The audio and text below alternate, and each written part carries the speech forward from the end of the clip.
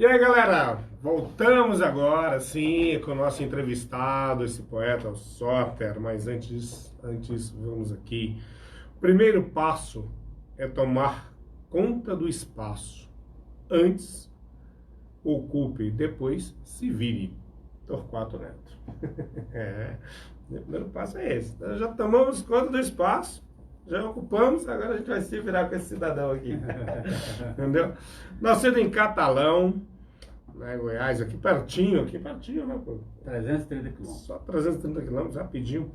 José Luiz do Nascimento Soter, mais conhecido como Soter, formado em agronomia pela Universidade Federal de Goiás e a Universidade de Brasília, ex-professor da rede pública, coordenador da Associação Brasileira de Radiodifusão, exerce a profissão de publicitário. Ele se apresenta como poeta marginal da geração mimeógrafo de Brasília e participa ativamente da cena literária candanga. É isso aí. E eu vou começar aqui, primeiro dando um bom dia e agradecendo a presença desse meu querido amigo Soter. Obrigadão, cara. E para essa entrevista temos aqui o Pedro Costa e temos também nosso Adamão Maciel ali, e vai compor a mesa aqui, o Pietro com a sua lista de Schindler de perguntas, e o Adamor também está começando a fazer uma lista também, e é isso aí. E começo com você, Soter, perguntando o seguinte: como é que surge a poesia na sua vida, querido? Bom dia. Bom dia, Mauro, bom dia, Pietro, bom dia, Adamor, bom dia, ouvintes, né? E videotas aí pelo Face, né? Exatamente. Bom, primeiro eu quero me apresentar, né? Eu sou um ativista cultural que nasceu em Brasília, né? Eu sou fisicamente nascido lá em Catalão, né? Fisicamente. Legal. Mas como poeta e ativista nasci em Brasília, nessa constante relação de amor e de admiração e estupefação que a gente sempre tem por Brasília, né? Com certeza. Pois é, você já começou dando um mote aí para a gente conversar, né? Porque essa questão da ocupação foi uma das principais causas de todos que vieram e que nasceram em Brasília depois que chegaram aqui, praticaram, né? Que é da ocupação. Brasília era uma cidade jovem, né? Adolescente, às vezes criança ainda, a cidade, e todos os espaços estavam vazios, né? Os espaços, não os espaços geográficos, né? Mas o espaço da cidadania, o espaço da cultura, o espaço da cidadania, né? Estava tudo vazio. E não se exigia currículo, né, para a ocupação, né? Foi uma coisa que foi espontânea e as pessoas começaram a ocupar esses espaços. Os primeiros a fazerem isso foram justamente os poetas, né? Porque a gente fala que foi a geração mimeógrafa, os poetas marginais formaram a primeira geração nativista de Brasília, né? Porque todo mundo se apropriou da cidade, né? De forma quase que sexual, né? Então, a relação do pessoal com a cidade, que era altamente produtiva, né? E reprodutiva, né? E isso repercutiu na minha forma de fazer poesia, porque até então eu vivia em centros mais tradicionais e que tinha carteirinha, né, cara? O poeta tinha que ter uma carteirinha, né? O currículo tinha que ter um formalismo, né? Tinha um formalismo, eram os grupinhos, né? Aqueles grupinhos de autobajulação, né? Sim. Então eu não me fazia muito bem, né? Eu não me sentia muito bem com essa questão. E não estava interessado também em provar nada para ninguém, né? Você não tinha que provar nada para ninguém. Você faz as coisas porque... E aqui em Brasília, né, que te move, inspira, né, que te provoca. E aqui em Brasília a gente usava dizer, inclusive, que a poesia era a terapia do pobre, porque todo mundo que vem a Brasília, os 6 primeiros meses, vive uma solidão cósmica, né? É igual a solidão da raça humana no universo, né, cara? Fica sozinho, né? Não tem outra companhia. Então, essa solidão, muitas vezes, leva para depressão nos primeiros períodos e tal, e a gente falava que a nossa terapia era poesia, né? Que era a poesia da terapia do pobre. Nem sei quem começou a falar isso. Todo mundo falava. Mas alguém começou a falar Com isso certeza. e pegou, entendeu? Pegou. Então a poesia virou terapia do pobre. E eu não tinha pretensão poética, entendeu? Por causa até por causa daquela relação, essa relação institucional, burocrática, com fazer poesia, com fazer literatura, com fazer arte, né? Tanto que o meu primeiro livro, ele se chamou Início e Fim, que era para ser o primeiro e único, né? Que a gente queria só de dar força para o momento, que era um momento de ditadura e de censura, e a gente queria mostrar para as pessoas que poderia se fazer as coisas. Aí foi esse livro aí que saiu cheio de erros da datilografia, e aí foi reeditado nesse formato aqui, né? Que são os primeiros poemas que eu publiquei no formato de livro na minha vida. Mas era Início e Fim porque era para ser o primeiro e único, né? Porque eu não tinha pretensões nunca tenho, até hoje não tenho, né? Eu sou mais ativista mesmo, né? A gente vai fazendo. Então aí foi assim que a poesia... Mas a poesia, na verdade, ela não entrou na minha vida dessa forma. Ela entrou na minha vida porque eu sempre fui muito calado, né? E muito observador. E nascido e criado na roça. Então, eu via rádio, né? E eu via os grandes da música caipira, né? Os tradicionais, Tonico Tinoco, Zilizalo, entendeu? Tinha um Carreiro Pardinho, né? E eu gostava da forma como eles tratavam a palavra, né? Montavam as palavras e faziam aquelas belas canções, né?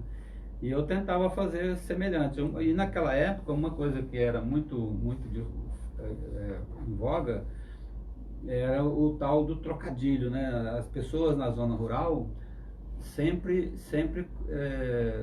eu cresci nesse meio, né? As pessoas só falavam com pegadinhas, né? Entendeu? E fazendo trocadilho com o nome, fazendo trocadilho com a situação, sabe? E a gente tinha que estar sempre com o pé atrás para poder conversar com a pessoa. Para não cair naquela pegada, entendeu? E era sempre quase que numa forma de trova, entendeu?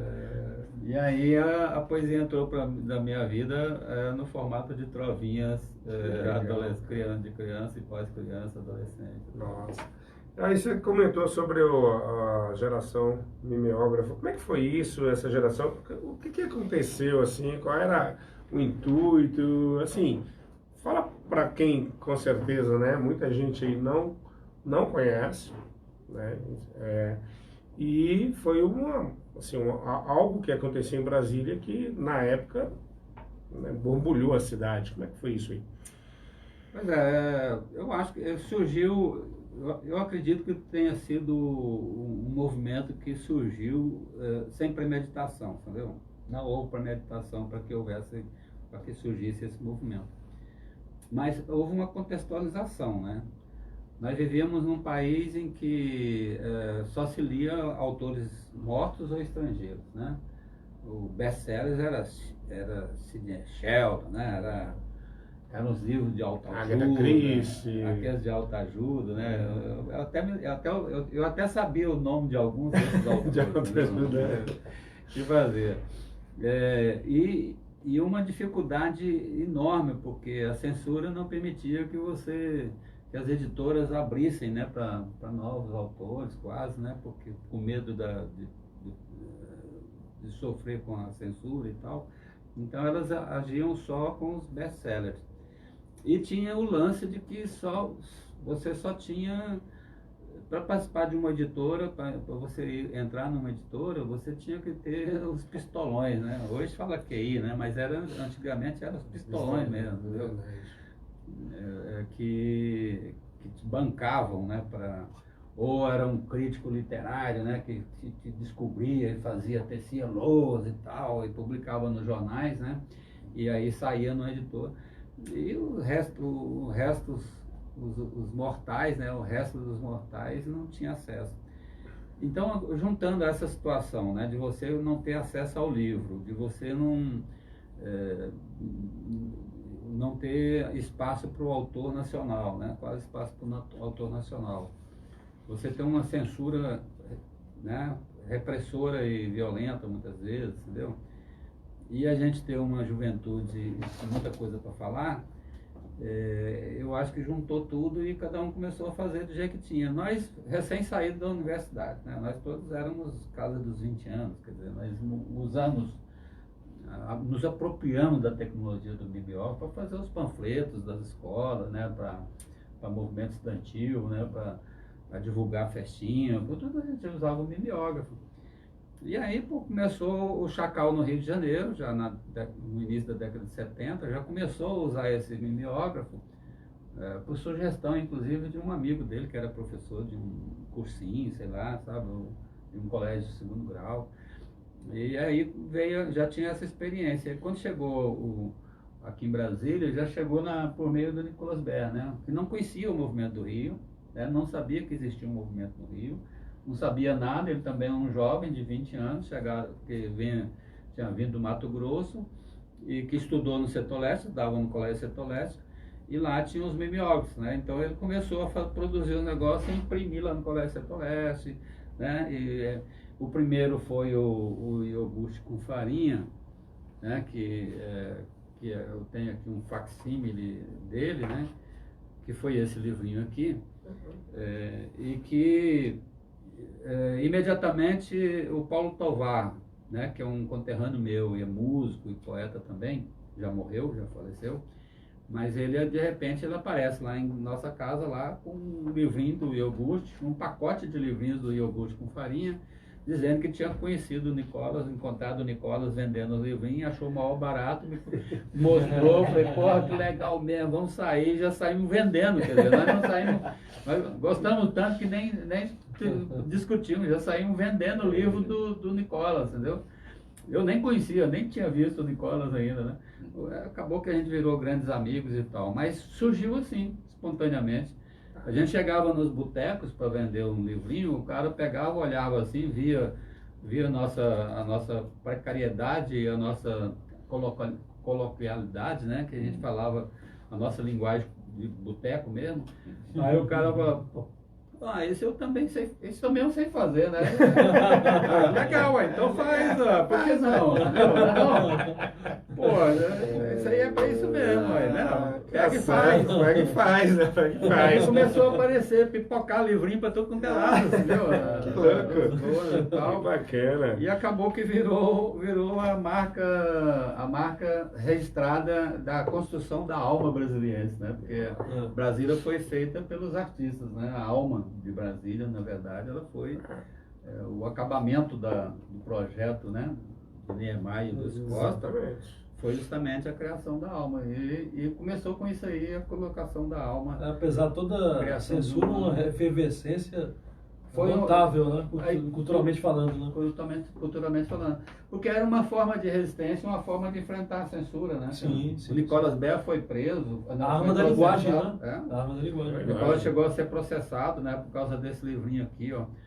A argumentação do Chegou a ser livrinho. processado? Foi processado, respondeu o processo e tal. Sobre esse grande circular, que é a primeira antologia nossa aí, que fala que tem poemas meus, do TT Catalão, Luiz Martins, Climério, entendeu?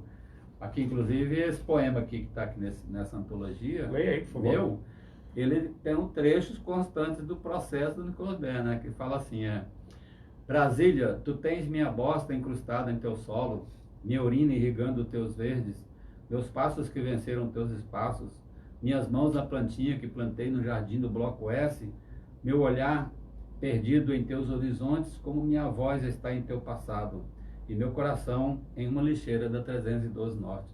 Então isso aqui foi citado como pornografia, entendeu? Que era o motivo da apreensão, porque a ditadura militar era igual a essa que está vindo agora, que queria fiscalizar tudo, né? Até as transas da juventude, né?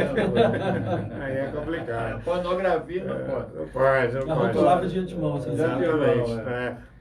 Só rapidinho antes de você, o Rafael Fernandes aqui, que é da academia, ele está em Araxá, tá mandando um grande abraço para você, mestre Soter. Grande Rafael. Lili Alexandre também está assistindo. Lili, grande abraço para você, feliz ano novo para você também. E Pietro Costa, vamos lá, vamos... Vamos lá. Soter, você teve um um convívio intenso, frequente, com grandes expoentes da literatura local, Tovar, Pezão, Cassiano Nunes, né? E sem pretensão de exaurir, né? São vários nomes, né? Só citando por exemplo mesmo, né? Mas atualmente também tem o Jorge Amâncio, partiu recentemente o TT Catalão, né? TT Catalão. Nos deixou, né? Mas assim, todo esse convívio, o que proporcionou e proporciona a você em ganhos assim na construção do estilo literário e de posicionamento político, posicionamento humanitário? O que todo esse convívio proporcionou e proporciona a você?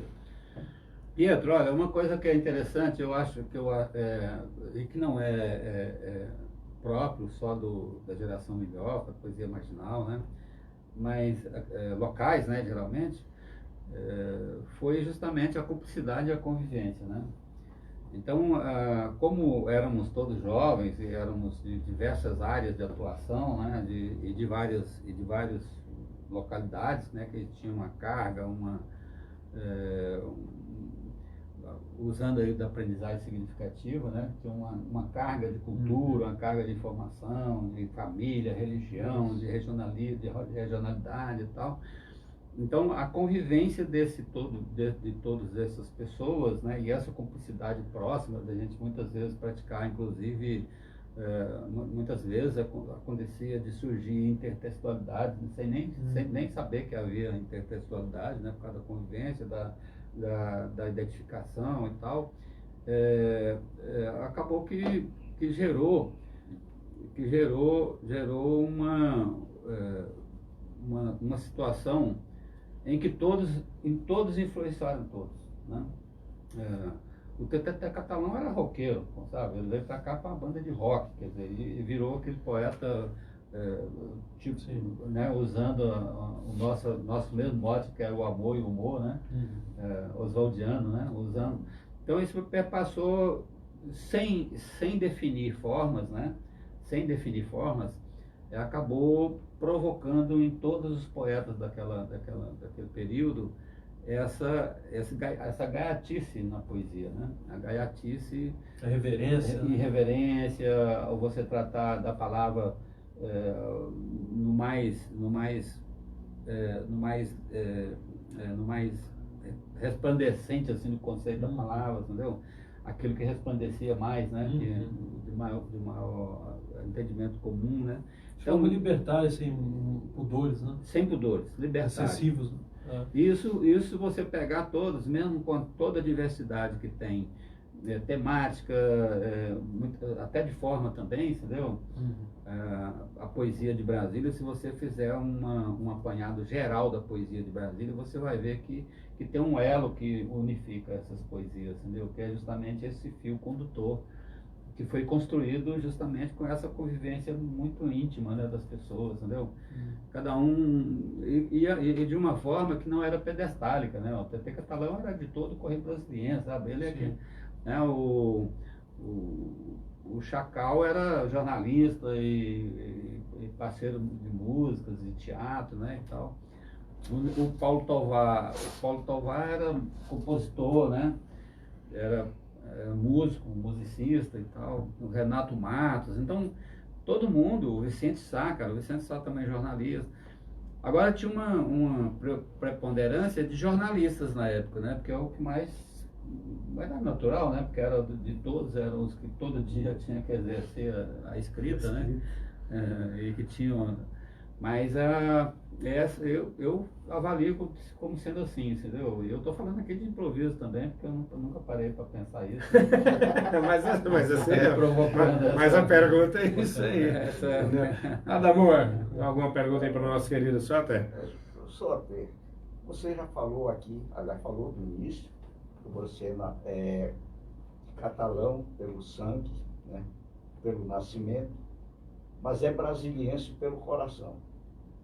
E que Brasília foi o caminho da tua inspiração, daquele momento em que viviam diríamos assim, a tristeza, o sofrimento, a solidão, para resumir. Então Brasília foi a sua inspiração. Houve outra inspiração nesse teu caminhar poético? O amor, por exemplo, te inspirou? Algum sofrimento, outro que não apenas a exceção do período da ditadura militar? Outro... Olha, eu tive, Damon, eu tinha uma relação com a ditadura militar e com a censura foi de peito aberto, entendeu? Não foi assim, eu vou até dizer que assim, ó, eu não pinto cabelo nesse ponto que eu penso. Eu sempre fui assim, entendeu? Então, eu como professor, eu fazia as atividades e peitava a direção para que os alunos fizessem aquilo, entendeu?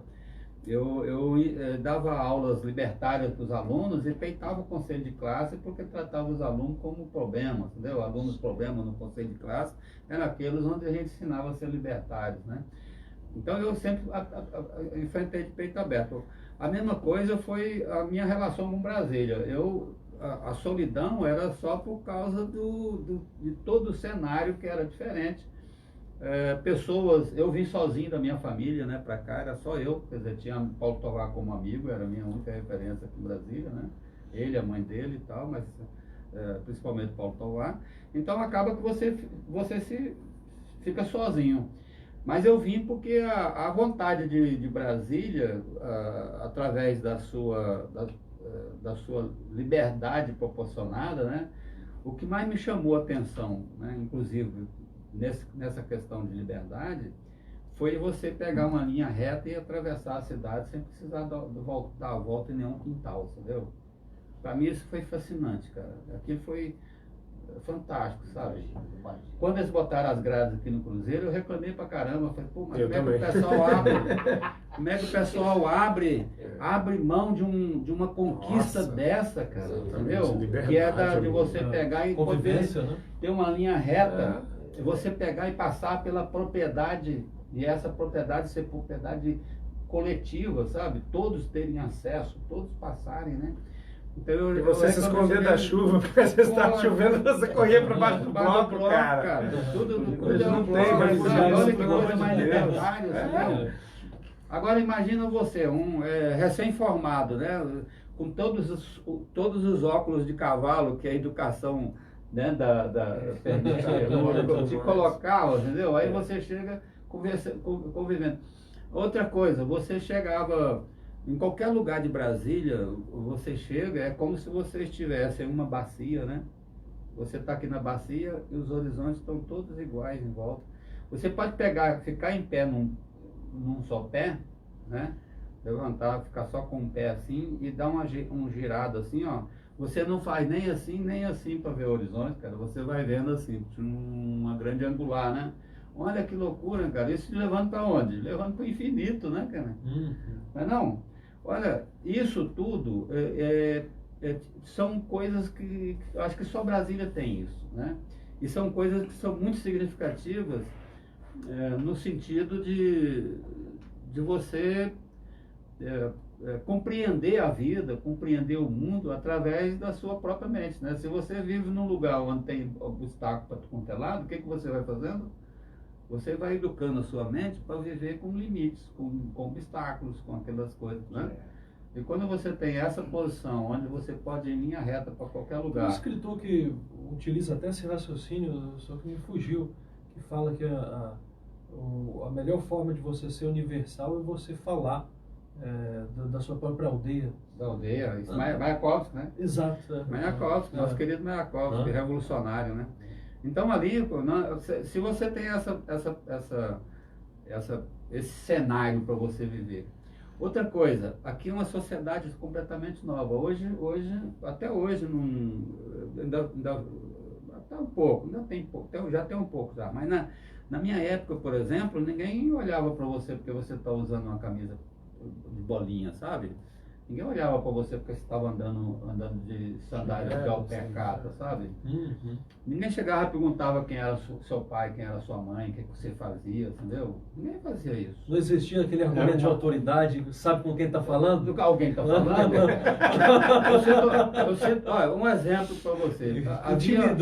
Havia uma forma de se relacionar tão horizontalizada que uma vez eu subindo no edifício da Arnaldo Vilares, né? Entrei no aeroporto, no elevador, Aí naquela época ainda tinha uma profissão que não tem mais, que era o ascensorista, né? É. Todo elevador Sim. tinha um ascensorista. Pronto, já vai apertar, o cara só para apertar o negócio. E aí entrou o Edson Lobão. O Edson Lobão era o governador do Maranhão, cara. E lá no coisa, o assessorista era um maranhense. Pô, o cara, ele entrou, boa tarde, o cara nem olhou pro governador, cara. Conversou com ele como se fosse qualquer uma pessoa, sabe? E aquilo me marcou por quê? Porque era o símbolo do nosso relacionamento em Brasília. Ninguém pedia e ninguém tirava o chapéu para ninguém, entendeu? Ninguém se puxa saco, né? Um negócio de babar ovo dos outros, né, cara? Ah, é fulano, aí tem que ficar... Não né? havia classe social. Não, você podia, era uma horizontalidade só, mesmo. Era pessoas, né? Plano de Eu achava- importância, né? Eu acho isso importante também, entendeu? Eu achei que isso é importante. Nós temos perdido muito isso, principalmente... Algo a ser resgatado. Né? Algo a ser resgatado. E a gente perdeu muito isso. Eu coloco toda a culpa disso em cima de um populista demagogo, que o próprio Zé Sarney, cara do Maranhão, botou aqui no Distrito Federal, para governar o Distrito Federal, um jeca chamado... como é que era o nome dele, cara? Esse que ficou muitos anos ainda como governador. Joaquim Roriz. Joaquim Roriz. Eu usava dizer, Mauro, que é o seguinte, que Brasília era um trem a todo vapor, voltado para o futuro, né? Indo para o futuro. E eu usava dizer que o Joaquim Roriz entrou na cabine na máquina dele, deu um freio e deu um cavalo de pau no trem, cara. E botou o trem para o passado, cara. Ele botou o trem, ele colocou... Guinada ao passado. Para o passado. Ele colocou Brasília, ele deu um cavalo de pau e botou o trem da história de Brasília voltada para o passado, para o provincianismo, entendeu? Para a ocupação irregular de solo, entendeu? É verdade, infelizmente é verdade. Então, convive com isso. Deixa eu só mandar aqui um abraço. Desenfreado, né? Deixa eu só mandar um abraço aqui pra galera rapidinho e também falar assim, galera, estamos aqui, programa Cruzeiro em Letras, DFFM. Quero mandar um grande abraço aí, Johnny Cavalcante, grande Johnny, beleza, meu querido? E Nádima Nascimento. Nádima, mais uma vez, beijão pra você. Voltando aqui, né? Em tempos de ditadura, era difícil se expressar pelas ruas, tal, papapá. Hoje ficou mais fácil exercer, entre aspas, a profissão poeta? Olha, eu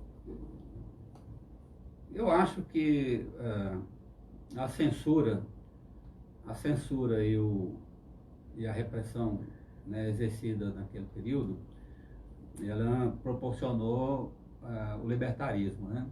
Ela estimulou o libertarismo, né? Todos que pudessem se rebelar, né? Rebelarem contra aquela pressão, usando um termo da roça, falava assim, quando aperta muito a porca, perde a rosca, né? Então acho que a gente chegou no momento que perde a rosca. E a outra coisa é o seguinte, quando você tem um tempo muito grande para exercer uma atividade, você vai usar esse tempo todo, porque você geralmente só faz no finalzinho, entendeu? Então é uma coisa que a gente pode usar como referência para falar sobre o período de censura que nos obrigou a todos os artistas a usarem as entrelinhas para sobreviver, entre aspas, para poder se expressar, se né? expressar pessoalmente. E isso levou a uma acuidade maior sobre os textos, né? sobre o conteúdo né? que você estava produzindo, né? E que nos tempos agora mais elásticos, que não é tão exigido, né? Onde você pode trazer mais a coloquialidade, né? Trazer mais a linguagem da rua, trazer mais a linguagem da feira, trazer mais os regionalismos, da própria academia, entendeu? Você pode, e você sem aquela necessidade premente de se fazer aquilo, entendeu? Agora, eu não sei se isso é bom ou se é ruim, entendeu? Mas assim, que são necessárias para a poesia, né, que vão acontecendo. Eu não, como eu fiquei, você sabe que o uso do cachimbo cria né, Faz a boca torta, faz a né? boca torta, né? Não, um negócio assim, né? Usando coisa, eu continuo sendo muito criterioso assim no corte, né? No corte. Porque eu leio uma vez uma das páginas amarelas, uma revista, eu acho que era Veja, tinha um negócio de Veja entrevista, tinha páginas amarelas. Eu lia sempre Na as Veja páginas tinha. amarelas, porque tinha sempre grandes entrevistas ali. É. E teve uma de um escritor que estava exilado em Portugal, e entrevistaram ele, e ele começou a falar sobre escrever e tal, e no meio de muito texto ele falou assim falou assim, ó, escrever bem é saber cortar palavras, né? Primeiro, é uma coisa. Ele não foi com essas palavras, né? Sim, Lógico, o mas- cara é acadêmico, ele vai falar, eu estou falando com linguagem de boteco, né? Melhor ainda. Então, Linguagem boêmia. quase que estou entendendo, né? É, E a outra, que eu acho também que não são essas Bonito. palavras, já é uma releitura minha, né? Uma coisa, que dizia o seguinte, escrever difícil é fácil. O difícil é escrever fácil. Essa aí já é uma forma, uma construção minha, né? Mas a palavra, o que ele falou foi isso, que escrever difícil é fácil, qualquer um escreve. O advogado escreve difícil pra caramba. Você não viu um Twitter aí do ministro da Educação, depois que ele falou um negócio impressionante? Foi impressionante. Ele escreveu um trecho impressionante, inteligível. Inteligível. Impressionante com 2 S e inteligível. Né? Impressionante o ministro cometer um deslize desse. E Né? agora escreveu o inteligível para mostrar que ele tem uma verborragia, entendeu? Com Você não entende certeza. nada. E me remete, já que a gente tá de boteco, me remete aquele negócio de falar assim, o cara chegava lá, né? Isso eu via muito em Catalão, né? O cara chegava lá na zona rural, né, e tal, e subia lá, reunida o pessoal, e subia e fazia aquele discurso inflamado e tal. Aí a gente ouvia o cara falou, pô, mas falou bonito esse rapaz, hein, cara? Aí você ia perguntar pra ele, o cara não entendeu nada que o cara falou. Você, como é que é? Eu não entendi nada, né? Falou bonito pra caramba, né, cara? Exatamente. Só um pouquinho. Não, por favor. Você falou aí no certo momento que esse período da repressão levou aos poetas a inspiração. Isso é um fato. O período melhor, no meu modo de ver, com relação a Chico Buarque de Holanda, é o período Da político, contestação, né? político do Chico Buarque, porque ele viveu Eu não... na verdade... contestação, e só- aquilo era uma inspiração real, sei lá. Na verdade, eu falei no sentido do trabalho com texto, entendeu? Com texto. Com a preocupação do que você vai dizer, né? Uhum. Eu entrei num grupo de esquerdista aí de Paquera, cara. Aí eu fico lá, fica todo mundo negociando todo mundo, sabe? Ninguém parte pro ataque, sabe? Sabe aqueles 2 times que ficam jogando na defesa? Aí eu falei assim, tá vendo? É isso. Aí, na mesma forma, a gente usava... Estou usando essa... Na mesma forma, os artistas, não só os poetas, mas os artistas, como em geral, usavam um trabalho maior para escolher as palavras que eu usasse, entendeu? Né? Qual é a palavra que você vai usar? Então aí Até para não ser censurado, né? para passar pela censura, né? Sim. Sim, próprio pelo cálice, aquele pelo crivo crivo. complicado. Os livros não eram censurados previamente, mas eles eram recolhidos depois. Você era convocado para ir para o DOPS. Eu passei o dia todo no Tinha uma DOPS. cota, cara. alguma coisa de cota assim, tipo, alguns ficam com o regime e tal, tinha esse negócio não? Não Tinha não, né? não. Eu sei que na época, foi dia 17 de dezembro, foi meu aniversário de 1980. Eu passei, do dia do meu aniversário, eu passei o dia todo no DOPS, cara. O dia todo, por causa de um poeminha que eu publiquei nos classificados do Correio Brasiliense. Eu tinha criado, naquela época, eu nunca me contentei assim em ter apenas um veículo, entendeu? Apenas um continente. Então eu gostava de poesia, eu cheguei a chamar de arte à vista, ou arte por toda parte, entendeu? Arte à vista, né? E aí eu publiquei um poeminha no Correio Brasiliense, e aquilo me rendeu, não só me rendeu um dia inteiro no DOPS, como me rendeu a demissão sumária como professor, entendeu?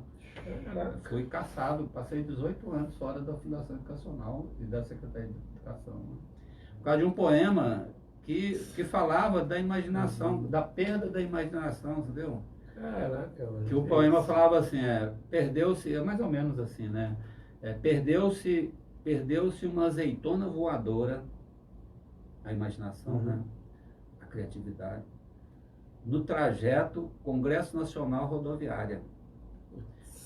Quem encontrou não precisa devolver, reparta com o vizinho.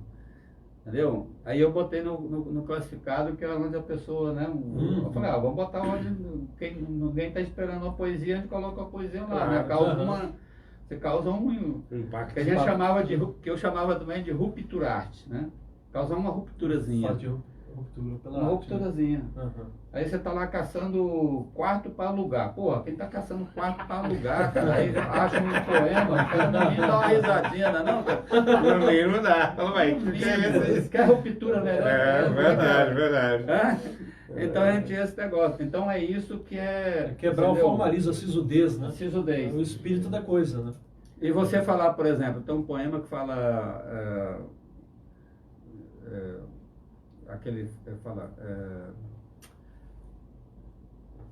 deixa eu me lembrar aqui. Ele fala assim, nasci que nem bezerro. Aí tem uma entrelinha. Ele foi feito em cima desse verso que é entrelinha. Fala, nasci que nem bezerro, com as contrações da mãe pelas mãos do proprietário. Cresci que nem lavoura, que aproveita os restos da que já foi. Vivo que nem um curió, que lança seu canto triste através das grades da gaiola, e quero morrer que nem um cachorro velho, que sabe a hora, deita no canto e deixa de respirar. Porque a censura, né, fez muita gente desaparecer precocemente. Entendeu? Infelizmente. Então, esse aqui eu estou falando o quê? Eu estou falando da censura e do desaparecimento dos amigos, entendeu? Num poema brejeiro, né, cara? Um poema brejeiro. Então, isso são as entrelinhas que a gente começava, né? Um exemplo de entrelinhas que a gente usava. Né? Maravilha. Pietro? Vamos lá. Eu posso antecipar algo que você provavelmente vai falar? Ou... Você já antecipou uma. Não se preocupa, não. Aqui a gente tá todo mundo em casa, mano. Tem textualidade, né? Todo mundo em casa. Daqui a caixa solta aí, ó. Daqui a pouco a gente vai falar dela. Aí, ó, tá vendo? Não se preocupa, não. Daqui a pouco a gente... Assim, Exato. Não, o ambiente aqui é descontraído, relaxa. Vamos embora. Bom, eu queria que o Soter falasse sobre a trajetória e pensamento em defesa das rádios comunitárias, né, da sua importância social. Você acredita hoje que a democratização do conhecimento é um desafio ou uma realidade? Existem dificuldades para viabilização dessas rádios comunitárias? Pietro, olha, uma vez eu estava dentro da própria Abraço, né, do movimento de rádios comunitárias, um comunista, um cara ligado mais ao Partido Comunista Brasileiro, né? Ele, querendo me desqualificar, falou assim, o Soter é um autista político, entendeu? Aí eu falei, pô, que autista e tal. Ficou aquele negócio, não respondi nem nada. Eu falei, pô, aí fui ver as qualidades, fui pesquisar sobre o autismo, entendeu? Me levou a pesquisar sobre o autismo, né? Eu falei, não, ele tem razão, cara, eu sou um autista político, entendeu? Primeiro, eu saí da roça para tentar democratizar o acesso à educação, né? Querendo democratizar o acesso à educação, e lutei por isso durante o movimento estudantil. Depois eu comecei a fazer livros, publicar livros, imprimir livros, para poder, na luta, tentando democratizar o acesso ao livro, né? Porque era completamente inacessível, né? Aí eu participava do movimento ecológico, né? Com muita atividade, com muito ativismo, tentando democratizar o acesso aos bens da natureza, entendeu? À natureza, né? Participei do movimento de rádios comunitárias através do movimento pela democratização da comunicação, ou seja, democratização da circulação de informações, seja ela quais for, né? Então, realmente, acho que eu posso dizer que eu sou um ativista que teve o meu lado sempre, ao meu lado sempre a luta pela democratização de alguma coisa, sabe o que é? E essa necessidade de circular informação, ela não é de hoje, a falta, né? A necessidade não é de hoje, ela é de antigamente também, entendeu? Na época da luta contra a ditadura, quem estava contra nós era o quê? Era o principal, que continua até hoje, o principal meio de comunicação do Brasil. Stream, né?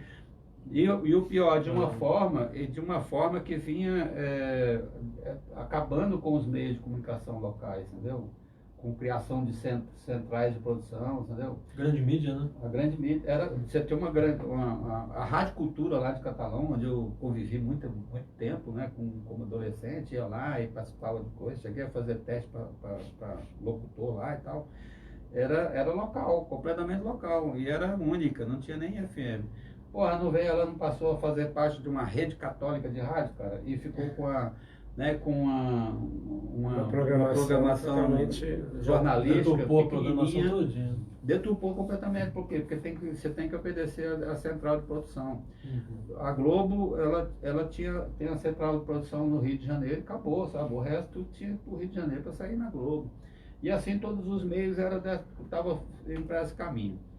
A democratização da informação, isso que aconteceu? Ele gerou o esvaziamento de espaços para as manifestações locais, seja manifestação política, seja manifestação artística e cultural, entendeu? Seja para ter a realidade local, né, circulando, falando sobre a realidade local. Então isso aí foi fechando, foi dificultando. E a gente começou a trabalhar junto com a Constituição de 88, para inserir na Constituição o direito dos meios locais de comunicação, entendeu? Que a gente conseguiu lá através do Arthur da Tábua, que é um poeta também, que fez os artigos que falam sobre o sistema de radiodifusão, né? Que é o sistema estatal, o sistema público e o sistema privado. Né? Então são 3 sistemas que tem aí. O sistema estatal tem, o sistema público ainda está na tentativa de construção, e nós criamos as rádios comunitárias justamente nesse viés da radiodifusão pública. Na época nós tínhamos até 300 watts, por exemplo, não tinha nada sobre regulamentação sobre 300 watts. Então nós falamos, se não tem lei que proíba, é permitido. Então nós começamos não é proibido, é permitido. Nós começamos a estimular a utilização desses canais até 300 watts. E aí surgiu um movimento nacional. Né? E quando a gente definiu o conceito de rádio comunitária, qual que é o principal tripé? É o do pluralismo. Né? Que é o quê? Para você provocar o debate. Né? E eu sempre defendia e tentei difundir que o seguinte, não há espírito democrático se não há respeito à diversidade e ao pluralismo. Pluralismo de opiniões, claro. Ideias. E não haverá respeito a isso se você não tiver o hábito de praticar isso. Entendeu? Então, a rádio comunitária, como ela estaria em todos os municípios, todas as localidades, deveria ser o canal para que isso acontecesse. Esse debate de ideias aqui, quem estiver ouvindo, mesmo que ele não tenha informação, e isso te leve a pensar de uma forma mais excludente, pode passar a pensar, ele pensar, a partir dos dados que nós fornecemos no debate, ele ter a própria opinião dele, formar a própria opinião. Pode repensar. Repensar, inclusive. E aí, o que a gente vai? Acabaria o voto de Cabreus, entendeu? Então, eu sempre falava isso. Por quê? Porque se você coloca os vários pontos de vista a respeito de determinadas coisas, seja artístico, seja cultural, seja religioso, seja político partidário, por que o pessoal, as igrejas, ao invés de ir lá e ocupar as rádios, não participam do debate entre todas elas, para cada uma mostrar o Deus que defende e a organização religiosa que defende? Aí você vai escolher, entendeu? Então, por isso que eu sou... Ter liberdade de escolher sem ser manipulado. Sem ser manipulado. Entendeu? Por que eu sou socialista? Por que você é capitalista? Entendeu? Eu posso chegar lá e botar, não, eu sou socialista por isso, e por isso, isso. e colocar o que significa ser socialista. Você chegar e falar assim, não, eu sou capitalista por isso, isso, isso, isso. Quais são as vantagens e as desvantagens? Pô, aí é a população escolher. Dialética, né? Não, escolher. Dialética. Então, por isso eu fiquei... E ó, nós temos uma dificuldade, principalmente pela atuação, duas coisas. Pela omissão da esquerda, dos movimentos sociais, pela omissão, principal responsável, pela omissão, porque não valorizou as rádios comunitárias, não valorizou o meio comunitário, né? Sempre achou que era, como é comunitário sem fim lucrativo, tem que a obrigação de fazer, sabe? Sem preocupar que tem que pagar aluguel, tem que pagar funcionário, tem que pagar equipamento, tem que... E outro responsável foi aquele que percebeu a importância da rádio e começou a comprar a programação das rádios, que é o sistema, o segmento evangélico neopentecostal. Então, o segmento neopentecostal não montou uma rádio comunitária no Brasil, mas foi lá e se apropriou das quase 5 mil que nós viajamos o Brasil inteiro, lutamos para poder conquistar essas rádios, entendeu? Então, a maioria absoluta está na mão de... A grade de programação está vendida para as igrejas neopentecostais. Por quê? Porque elas falaram, é importante, vai lá e compra o horário, e aquele horário paga as despesas da rádio, mesmo que ela fique só com 10%, 20% do tempo para poder fazer o que a rádio deveria fazer, mas ela está mantendo aquele meio lá naquela localidade, entendeu? Então, as dificuldades hoje estão nessa, da gente convencer os movimentos sociais, os movimentos libertários de usarem de bancarem a rádio comunitária, e para com sobrevivência isso, da própria rádio. Da rádio, e com isso você eliminar essa segmentação que é promovida pelas rádios, pelas igrejas neopentecostais. Entendeu? Excelente. Maravilha isso aí.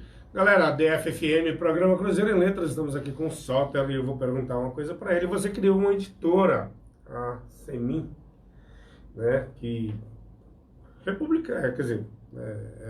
publica livros de poetas brasileiros lançados na década de 80, 70. Primeiro, quero saber o que é a Semin, né, como é que foi esse processo, e o que mudou de 70, 80 para as novas publicações, como é que é esse processo seu? Pois é, como eu falei para você, a gente saía para vender os livrinhos nos botecos, né? E aí os caras falavam, pô, isso aí também. Eu também sei fazer, pô, e aí? Pô, então faz. Aí aparecia um ou outro para eu fazer, né? Claro. E como desde o início era É aquela assim, né? Eu sei fazer, não, mas faz aí pra mim, mas eu sei fazer. Desde o início ela foi de forma colaborativa, né? Eu sabia fazer. Eu sabia montar, eu sabia imprimir, eu sabia, né, fazer o livrinho.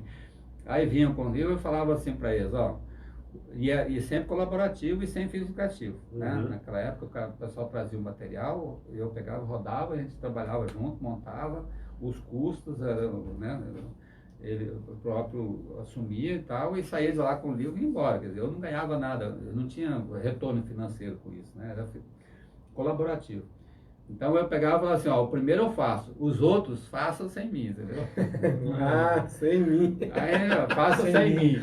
Aí sem mim, né? Aí eu falei, sem mim, Soter Edições Mimeográficas, cara.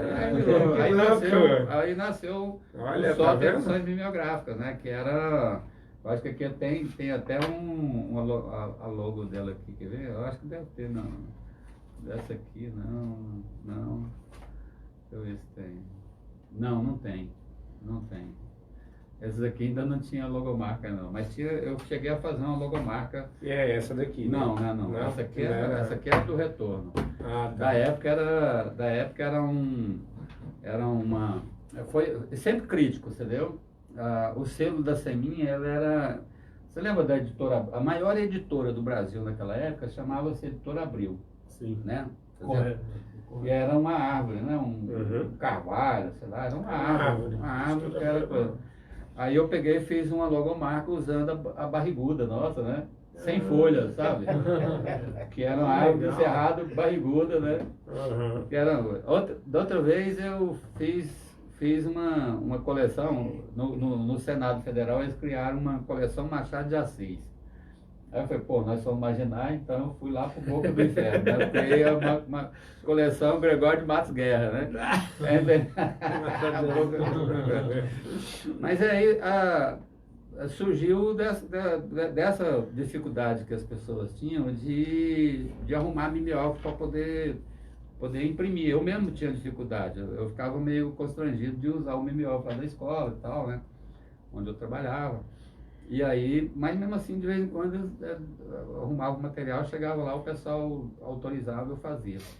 Esse Início e Fim, por exemplo, foi rodado no colégio, né? Lá no colégio, no CAM, Colégio da Asa Norte. Hoje é Paulo Freire, né? E aí, um dia, eu caminhando pela Asa Norte, vinha andando, acho que vinha do Bom Demais, não sei. E aí passei assim, tinha um monte de coisas na calçada. E uma dessas coisas era um mimeógrafo, inclusive com aquele armário de aço, né? Que vem um mimeógrafo em cima, tudo ajeitadinho, estava em cima assim. Aí era Placão o nome da loja. Ele comprava, ele arrematava lotes de coisas dos ministérios, sabe? Aqueles que eles iam jogar fora, né? Aí tava lá, aí tava esse mimeógrafo lá, né? Aí eu cheguei, pô, esse mimeógrafo aqui, aí eu falei, para vender, é leilão e tal. Aí eu lá passando, eu falei, quanto é que você quer nele? Ele olhou assim, viu, acho que ele não sabia nem o que fazer com aquilo, né? Falou, 30 moedas aí, né? Aí mas antes que ele mudar de ideia, eu arrematei, sabe? Eu comprei lá por 30 coisas, não sei se era cruzeiro, não sei lá como é que era na época. E eu já tinha acabado de receber o salário de professor, né? Então eu fui lá e peguei aquele mimeógrafo, levei, ele estava estragado, mas ele era tinta e isso proporcionava e era eletrônico, né? Você podia usar o mimeógrafo eletrônico que dava esse efeito aqui que você queimava, né? Você queimava o stencil, né? E fazia artes e tal.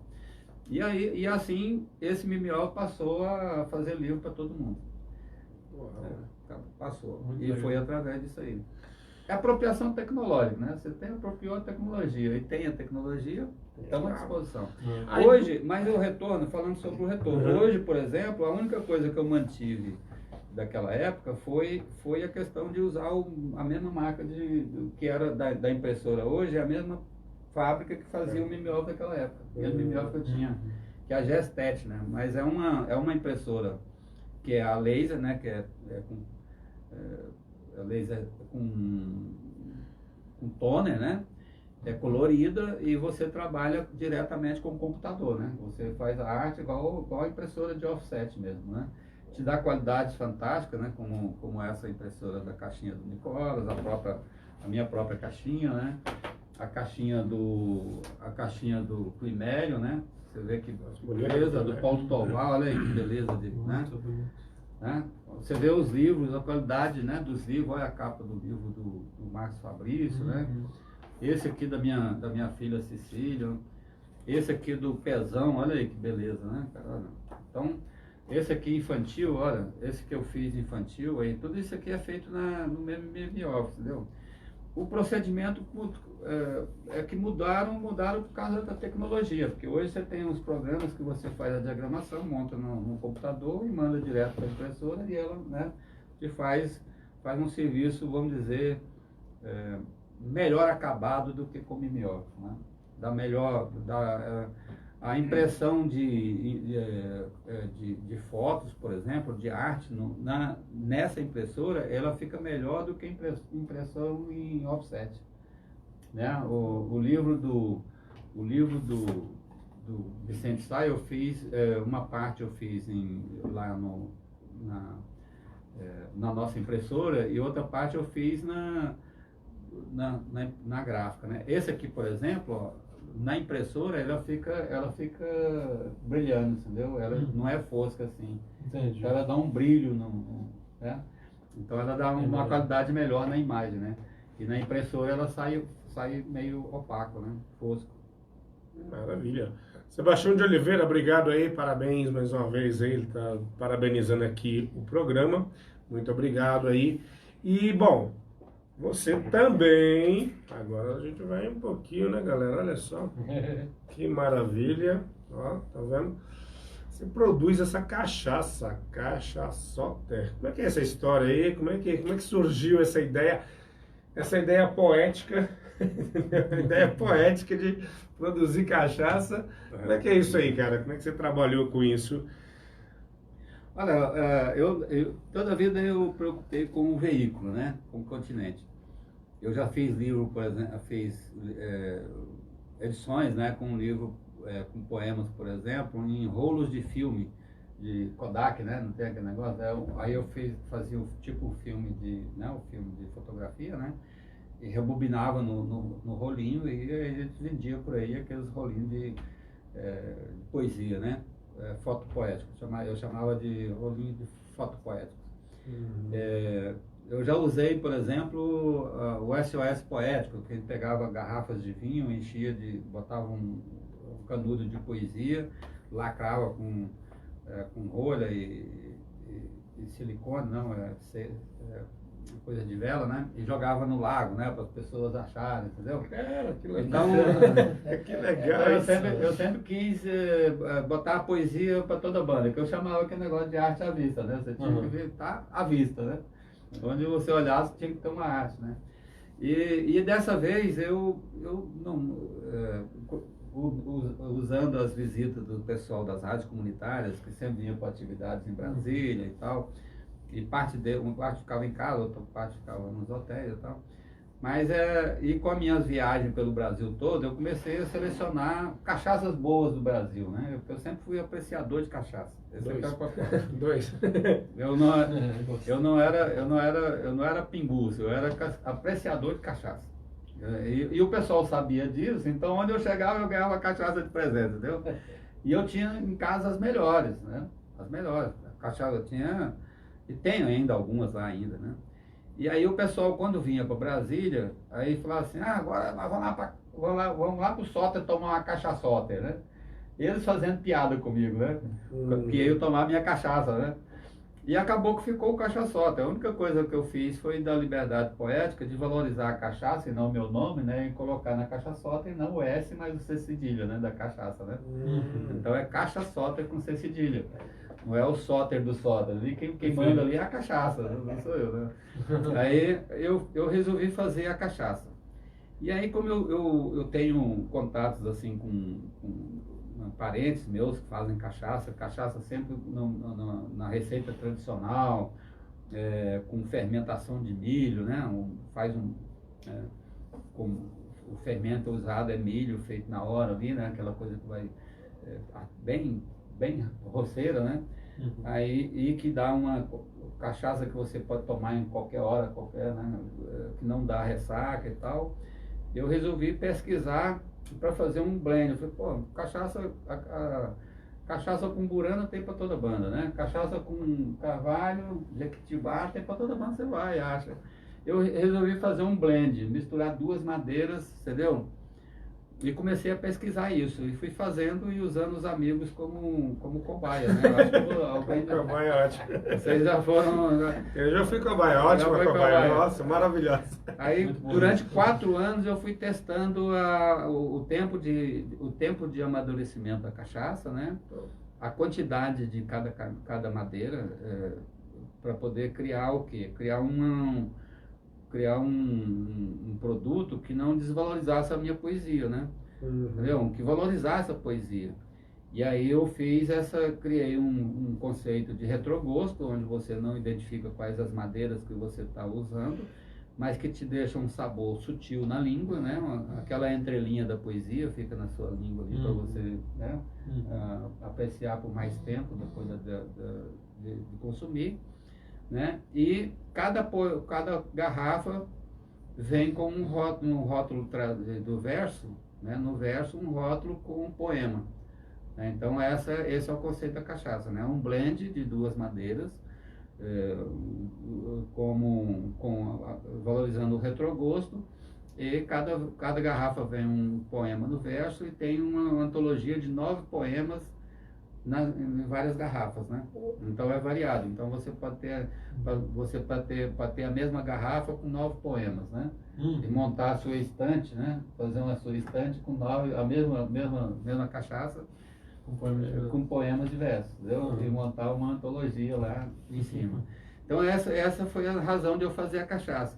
Eu gostei muito dessa experiência, porque quando eu estava fazendo a faculdade em Goiânia, eu morei na casa do meu avô, do vovô Soter, né? Onde depois eu me apropriei do nome dele. E ele gostava de uma pinguinha, né? E a minha avó puxava a orelha dele, né, cara?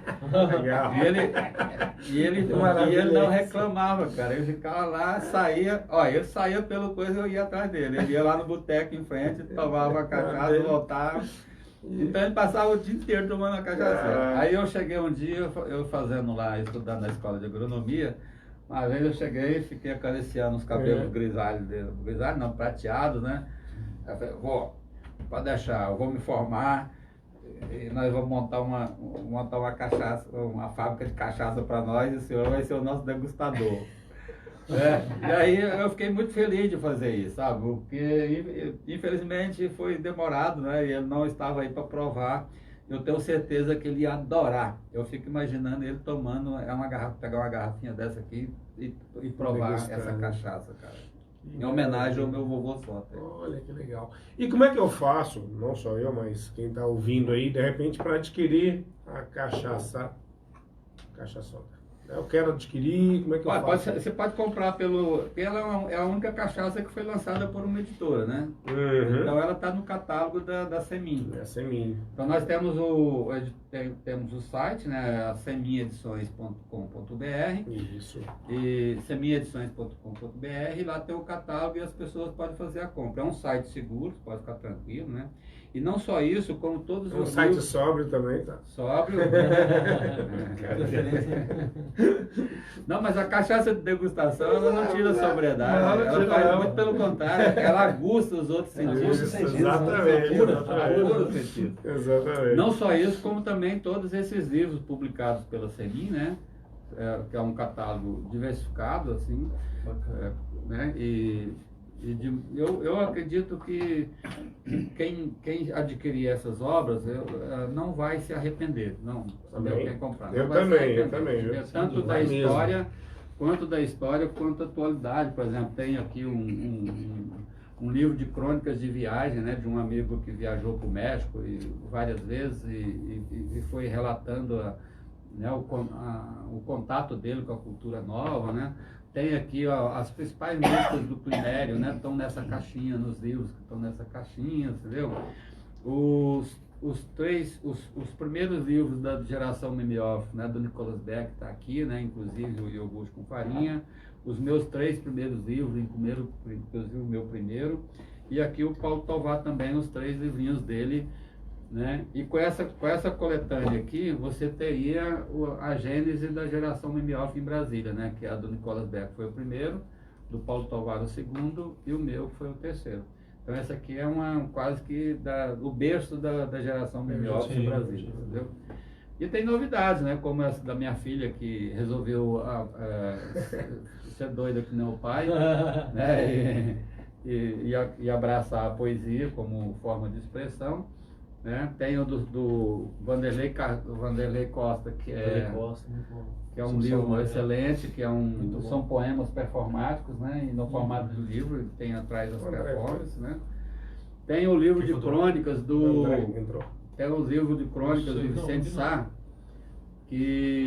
Vicente Sá, que inclusive agora está na Rádio Esplanada também, toda segunda às 9 horas da manhã, né? O livro do Marcos Fabrício, né, que é o Feeling os Biscuits, né, que tá aí, já está esgotando, já tem pouco exemplar. Tem um livro póstumo do meu irmão, né, que ele estava trabalhando nesse livrinho e faleceu, eu fiz a edição do livro dele. Tem os livros do Pezão, que é um poeta anarquista, né, que morava em Ceilândia, mas ocupava todo o Distrito Federal com a sua poesia, com a sua irreverência anarquista, né. Tem a primeira fábula brasiliense que eu escrevi, que é Como Surgiu a W3. E tem também esse meu livro, meu penúltimo livro que eu lancei agora, atual, né? Que é o Hashtag Agrestina. Então todos esses livros estão lá no site da Semi Edições.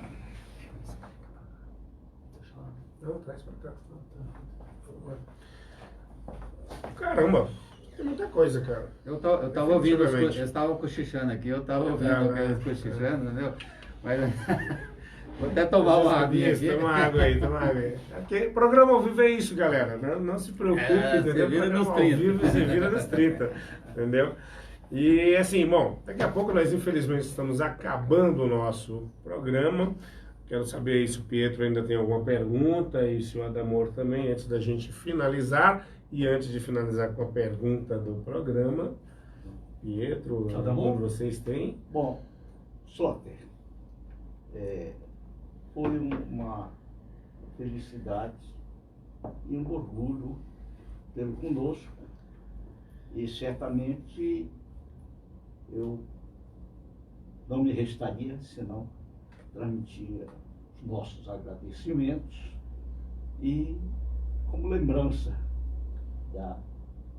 deste momento, passar às suas mãos. Nossa homenagem à Academia Cruzeirense de Sua Letras. vinda à Academia Cruzeirense de Letras. Pô, tem que abrir, né, pessoal? Por favor.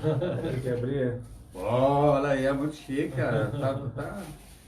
Olha aqui, rapaz. Olha aí, ó.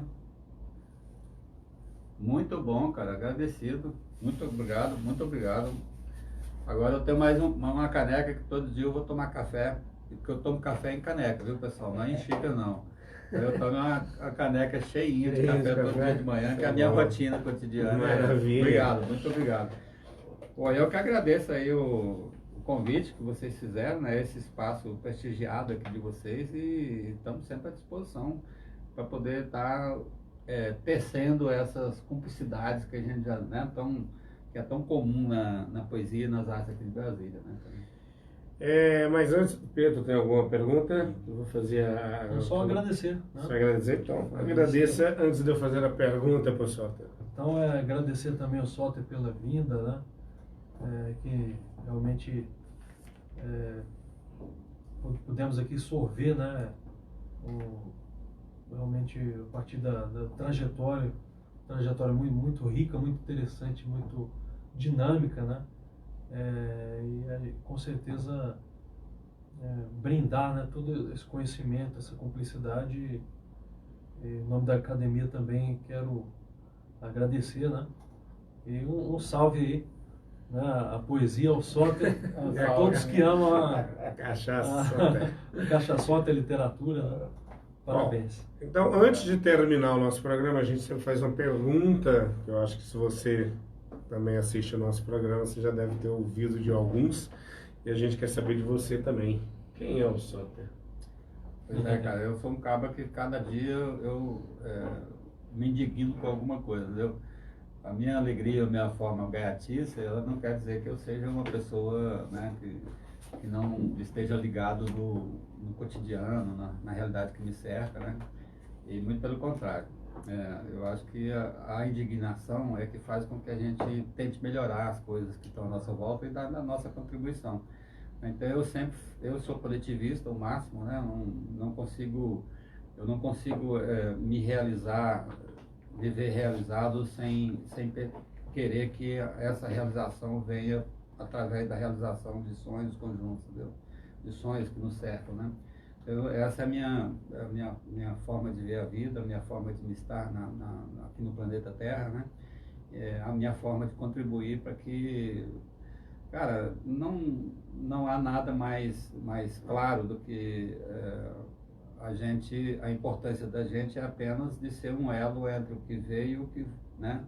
O que já foi e o que virá, né? Essa é a nossa essência, né? A gente está aqui só para poder complementar a passagem para o futuro, para quem está vindo, né? Então esse é o Soter. E isso eu eu sou naturalmente, né, desse jeito. Eu acho que eu nunca consegui fazer outra coisa diferente. E nem se eu tentasse eu faria, né? Conseguiria fazer, né? Então e eu na poesia eu faço isso, né?